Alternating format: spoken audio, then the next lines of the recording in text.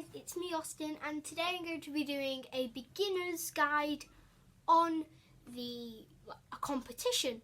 So if it's your first competition, this is a really good guide to use. So what you're going to do is, once you've been called up from your table or wherever you're sitting, you're going to go and give the scramblers your puzzle. So let's say I'm doing Pyraminx, I would give them the puzzle. It has to be solved though. It can't be unsolved like this. It has to be solved.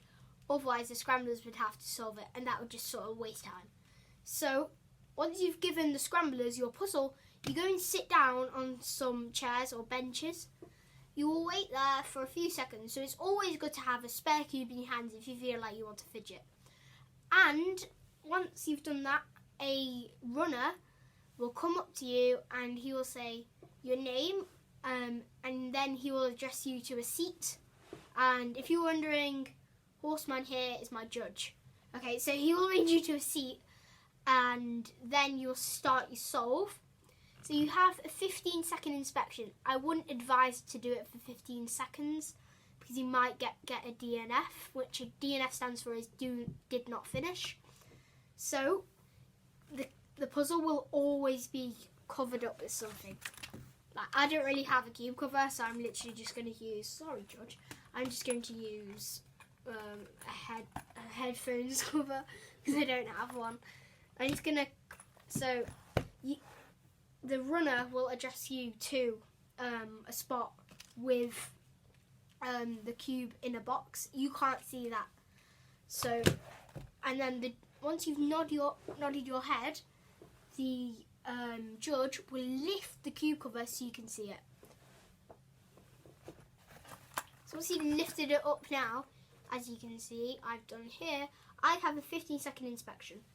And the judge will have a stopwatch to see how long it's on for. He doesn't have one now. But let's say I'm doing it.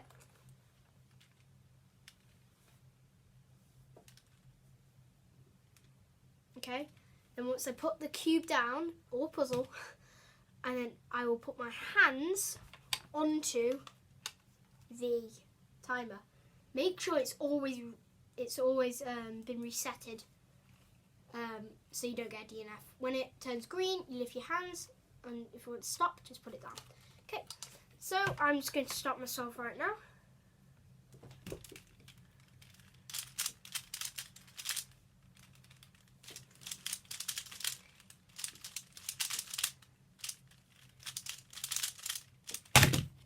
As you can see that you cannot stop or start your solve with like karate chops, wrists. They must be on your fingertips.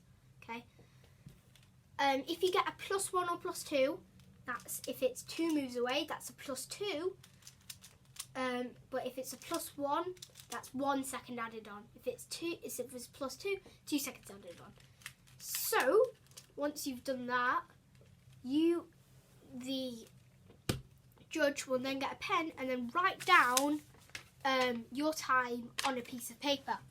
So guys, the judge has written my score down. You'll have 5 solves, and you just repeat all of that for every single solve.